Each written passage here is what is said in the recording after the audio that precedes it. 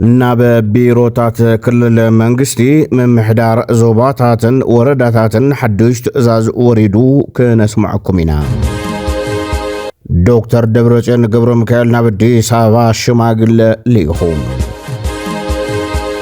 أبا بيرو بوليس كوميشن تغراي وصن قونسي أقات إمو كتسمعوهم. السودان أب إثيوبيا متقعتي فتسيمان. نيلومي نايدو من كالوتن زيناتات حزنا لكم لنا نبتي فلاماي زينا كنسجر لايك بمقبار جمرو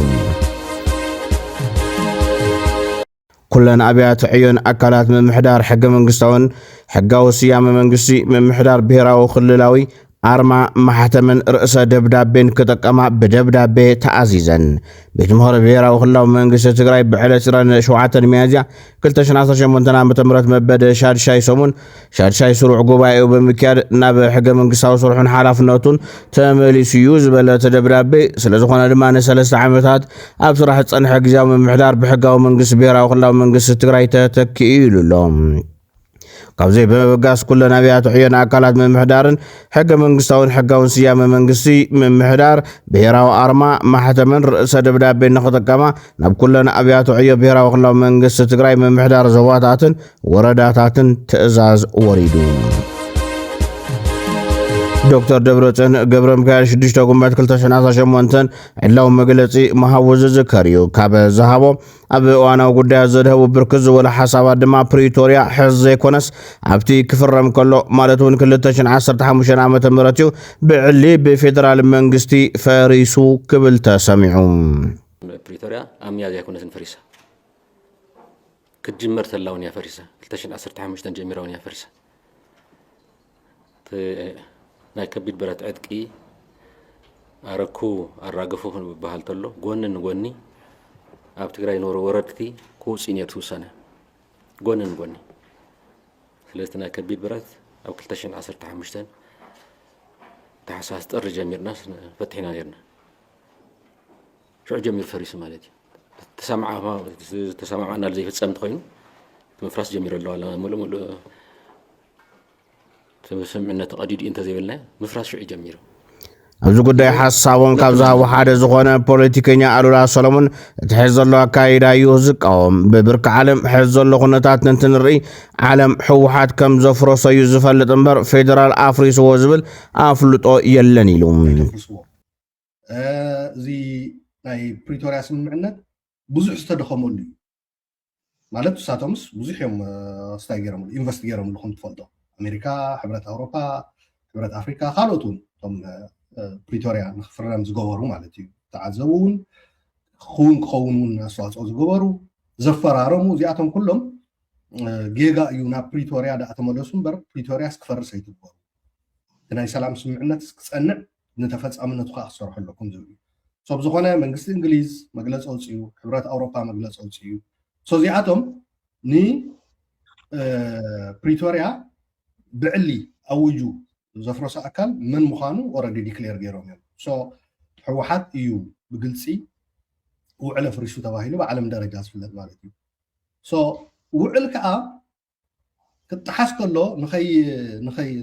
نتم تحس أكلات تحسوا له يلكا كستقرب أرتقلي لي فرصة له يلكا كستقرب بركمتي لما أنا بروفيسور جلاوديو سر جالس وحد فيديو يرينير كونجر كاستقرب بعلها وعل بريتوريا زبحال نجار يلن كابلهم جميرو إلكا ديكلير غيركا نفتنا يقدم تملي سلخو انتلكا أب عيني محبرسو عالم تودع الله مالتي بزغونا تناي مفراس كيدي تناي متحس كيدي كم مجمر يتحيزو ندات خايدة زمتعي وشغو ألولا سلمون تقرأي أبزوان وعل بريتوريا فريسو كياكل كل نجر بحيلي مالتون بسراوي تحجز من معراي مسجبوريو حجة ونتكلم وسوز عرض الله ويلهم. أموداتو خمسة أخايو بحيلي بقولبت in fact حجن سرعة تخطيلو استخايدا مسيلهم كأروه فتي نمبر بقول فتش أمالو من قدي أو بتلمود بتناي سراوي حيلي سراوي تحازة أفهم مزتوين جاز حازة يبي تقرأي حز سلطان حز تقرأي حزي ناي ورقتني حساب ناي برعي مخانو تاريفوس تعاطق سراوي تلني طبعا جافهم زلن زبل not only መንግስቲ ምፍራስ ተጋሩ ናብ ዓዶም ናይ ምንባርን ዘይምንባርን ናይ ምውሳን እውን ስልጣን ዝጨበጠሉ ኩነታት እዩ ዘሎ እቶም ማእከላይ ኮሚቴ በክሱም ተኣኪቦም ገለገለ ዝበሃል ክጅምበር ከሎ ካብ መቐለ ናብ ኣክሱም ዝወሰድሉ ምክንያት ሓደ ናይ ስነ ልቦና ፀዋታ ኣብቲኣ ግዜያዊ ምምሕዳር ጎይታ ኣለኩም እዩ ኣብቲ ካቢኔ ዘለኹም ይኹኑ ገለ ማእከላይ ኮሚቴ ሸፊትኩም ይኹም ልብኹም ኣብ ኣክሱም ግን ዓፂና ኣብ በርበረ ዓጢና ኩለኹም ኢድኩም ክተውፅኹም ገብረኩም ኢና ኣተኻይዳ ካብኡ ሰራዊቱን ቶም መመራርሓ ትዝኣምንዎ ናይ ፀጥታ ሓይሊ ከዓ ኣብኡ ዘሎ ካልኣይ ኣብቲ ማእከላይ ዞባ ከዓ ዝሓሸ ቅቡልነት ኣለና ኢሎም ዝወስድዎ እዩ ናይ ምግበይ ሃይለ ዕጡቕ ሃይሊ ከዓ ይፋቶም ሓዳሪ ሞር መተማመን እንዲኖር ዝም ብሎ ፊት ለፊት ወይ ሶስተኛ ወገን አምጥተን እየተከራከርን መስክርልኝ እየተባለ የሚሄድ ሳይሆን ቀርበን እንደዚሁ እኔም በእንደዚህ አይነት ሂደት አምናለሁ ተቀራርበንም ብዙ መስራት እንችላለን ከናይጄሪያ ሰው አምጥተን ከዛ አምጥተን ሽምግልና አሳፋሪ ነው በእንትን ከወሰድኩ የፈለገው የፖለቲካ ልዩነት ቢኖረንም ይሄ የሰለጠነ አግባብ ካለው የፖለቲካ ልዩነት አዘይ እንደዘዳይ ምርጫ እኮ ነው ምርጫ ታዲያ መሄድ ማካሄድ አንችልም ግን ያው ያለፍነው ሂደት ግን ሌላ ስለሆነ ያው መሀል የግድ ለመቀራረብ ካልሆነ በስተቀር አሁን ተገድሏል ይሄ ተደፍራለች ይሄ አይነት የሃይማኖት ተቋም ይሄ ትምህርት ቤት ይሄ ያ ቁጥር ነው ይሄ ኦኬ እሱ ለእንትን ሊጠቅም ይችላል ያን ያህል ዳመጅ ደርሶ በዚህ መጠን ደግሞ መልሰን እንሰራዋለን ማለት ይቻላል ትልቁ ጉዳት ዶክተር ደብረጽዮን ገብረ ሚካኤል ናብ አዲስ አበባ ሽማግለ ልኢኹ ተባሂሉሎ ብመሰረት ዝተረኸበ እዋናዊ ሓበሬታ ዶክተር ደብረጽዮን ገብረ ሚካኤል በዓሎም ፕሬዝደንት ኮይኖም ናብቲ ጊዜያዊ ምምሕዳር ንምምላስ ዘኽእሎም ናይ ሽምግልና ሕቶ ብቶም ኣብ አዲስ አበባ ዝነብሩ ሰብ ሃፍቲ ኣቢሉ ናብ ፌደራል መንግስቲ ኣቕሪቡሎም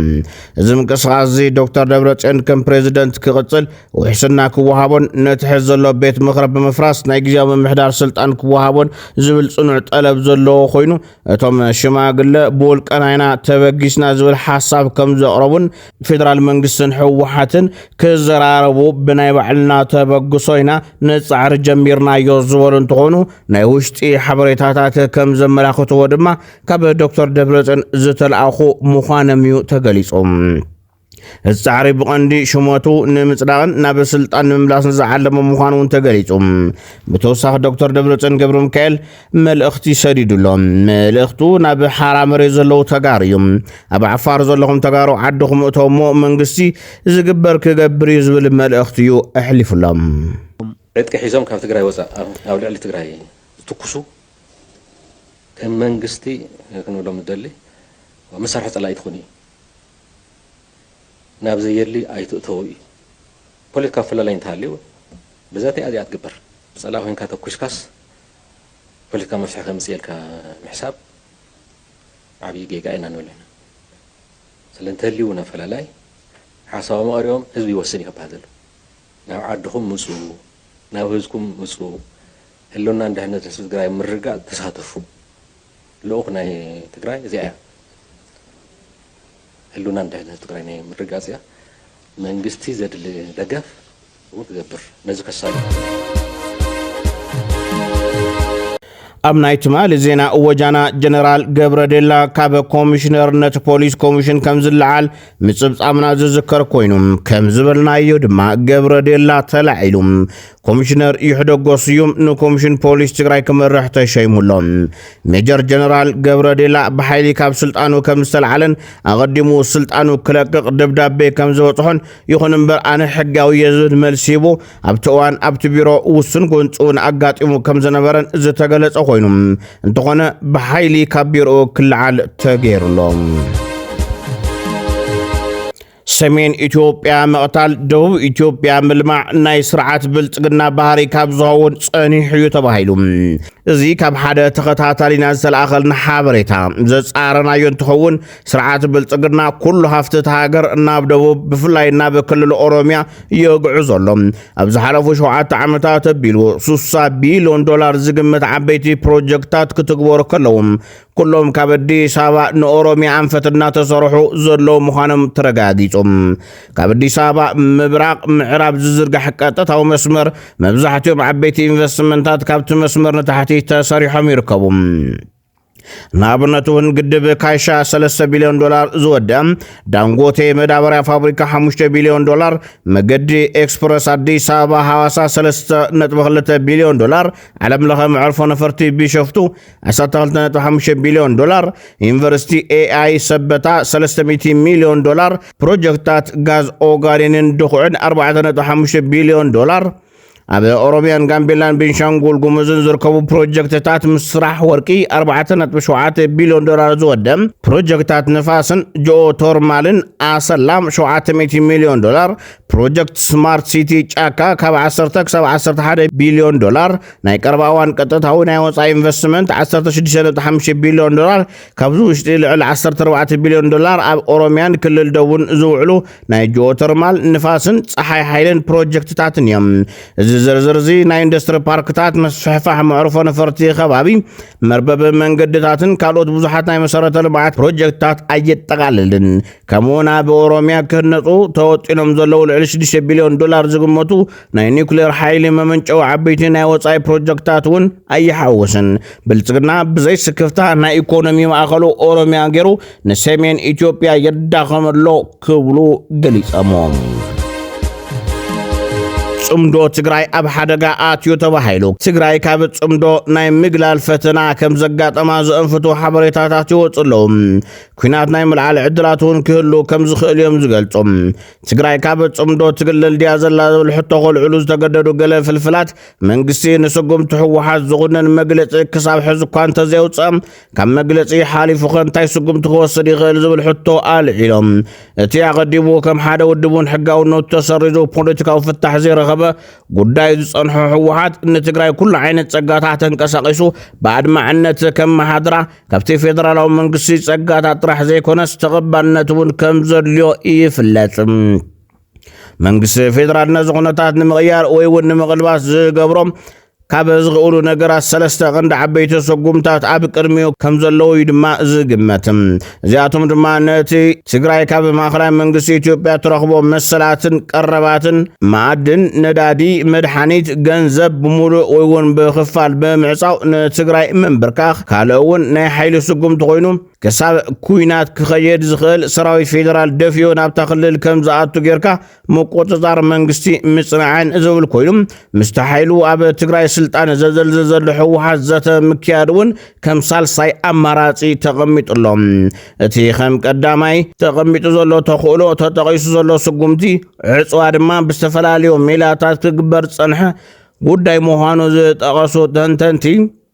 እዚ ስጉምቲ መንግስቲ ምኽንያቱን ዕላሙን ብዕሊ ዝተገለጸ ይኹን እምበር ነቲ ዓዲ ንምጭባጥን ሓይሊ ከይትረክብ ምግባርን እዩ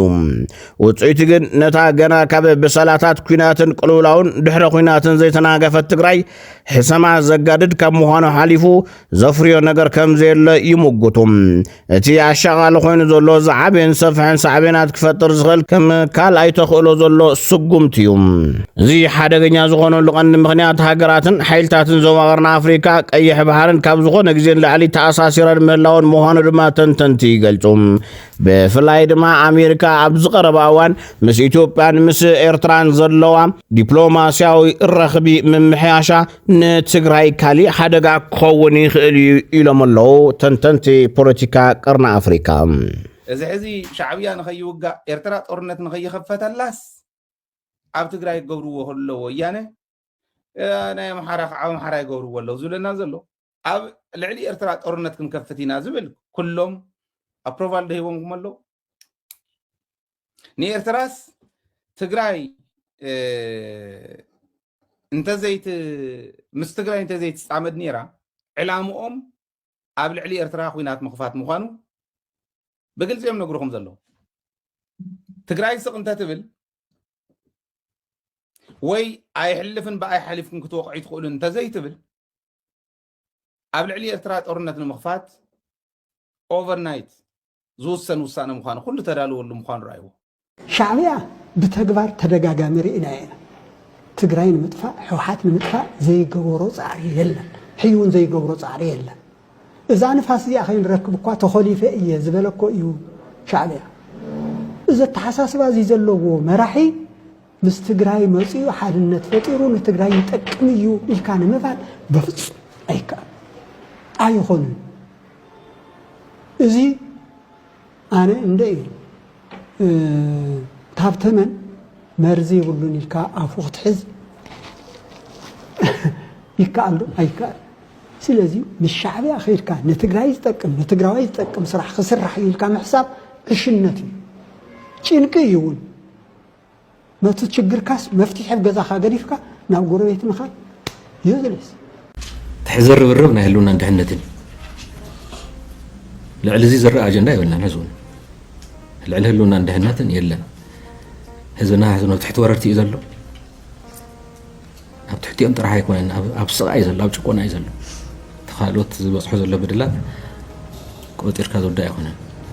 استمع زالوا تسدلوني في اللات مالتي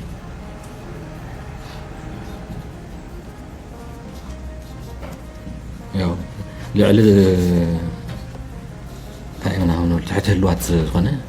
تحت موتاتي لعل موتاتي زخنة بيزلنا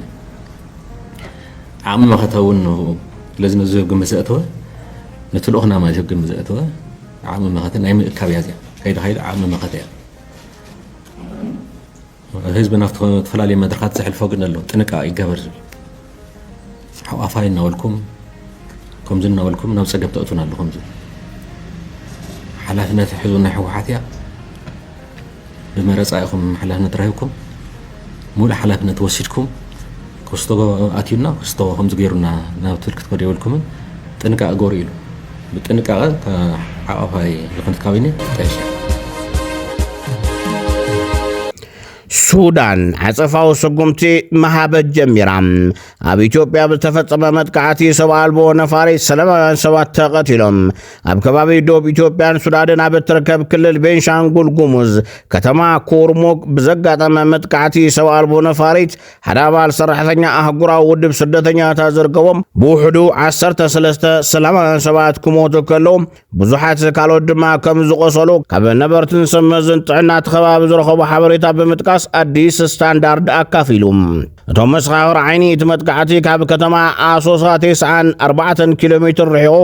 ኣብ ዝርከብ ከተማ ኩርሙክ ኣብ ማእኸል መሸጣ እንዳቡንን ንግዳዊ ቦታታትን ዝኣመሰሉ ብዙሕ ሰብ ዝእከበሎም ከባብታት ከም ዘጋጠመ ገሊፆም ወሲኹ ድማ እታ ሰብ ኣልቦ ነፋሪት ካብ ኣንፈት ግዝኣት ሰማያዊ ናይል ሱዳን ዝመፀት ኮይና ሰራዊት ሱዳን ኣብ ልዕሊ ሓይልታት ቁልጡፍ ደገፍ ኣፍ ዝዋግአሉ ዝነበረ እዋን ኣብቲ ከባቢ መጥቃዕቲ ከም ዝፈጸመት ገሊፆም እዚ ፍጻመ ግጭት ሱዳን ናብ ጎረቤት ሃገር ኢትዮጵያ እናሰፍሐ ይኸይድ ከም ዘሎ ዘጉልህ እዩ ተባሂሉሎ ኣብ መወዳእታ ፕሬዚደንት ትራምፕን ሺጂፒንግን መጻቦ ሆርሙዝ ዳግማይ ንምኽፋት ተስማዕሚዖም ፕሬዚደንት ኣሜሪካ ትራምፕ ፕሬዚደንት ቻይና ሺጂፒንግ መጻቦ ሆርሙዝ ዳግማይ ንምኽፋት ከም ተስማዕምዑ ዋይት ሃውስ ኣፍሊጡ ክልቲኦም መራሕቲ ትማሊ ኣብ ዘካየድዎ ርክብ ኣብ ዓለማውን ንግዳውን ፀዓትን ጸጥታን እዘትዮም እዮም ቻይና በቀረብ ነዳዲ ማእከላይ ምብራቕ ዘለዋ ጽግዕተኝነት ንምጉዳል ካብ ኣሜሪካ ዝያዳ ፍርያት ፀዓት ክትገዝእ ከም እትደልውን ገሊጻላ ቤጂንግ ትስጉምቲ ኣብ ስትራቴጂካዊ መጻብቦ ሆርሙዝ ናይ ስጋታት ሓደጋ ንምንካይ ዝዓለመ ምዃኑ ገሊጻ ዋይት ሃውስ ወሲኹ ኣብ መንጎ ክልቲኦም መራሕቲ ዝካየድ ዘሎ ስምምዕ ኣብ ምርግጋእን ዓለማዊ ዕዳጋ ነዳዲ ኣወንታዊ ጽልዋ ክህልዎ ትጽቢት ከም ዝግበር ዋሽንግተን ፖስት ሓቢሩ ክቡራት ተኸታተልትና ነስዓት ዝሓዝናዮም ዜናታት ነዞም ተኸታተልኩም ይመስሉ ነይሮም ሰላም ንህዝቢ ትግራይ ሰላም ንኹሉ ወዲ ሰብ